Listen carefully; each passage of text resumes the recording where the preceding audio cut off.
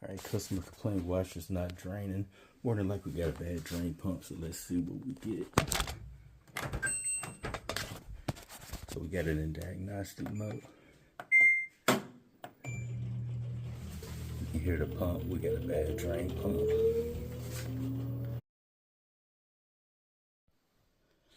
Alright, so we got it taken apart, so now we just gotta remove out the drain pump. We're gonna take out these few screws and disconnect these hoses, and we'll be able to get to the pump.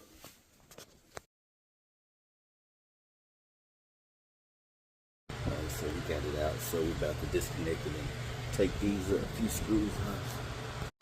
Alright, so we got the old one off. The propeller broke off and it was stuck right here, so yeah.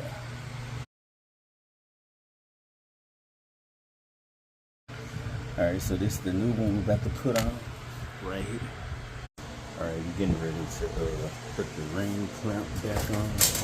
Got my tool, the old drain pump, and we'll be good to go. Alright, so we got it in diagnostic mode. We filling it up with water. Alright, we can see water's in here. That's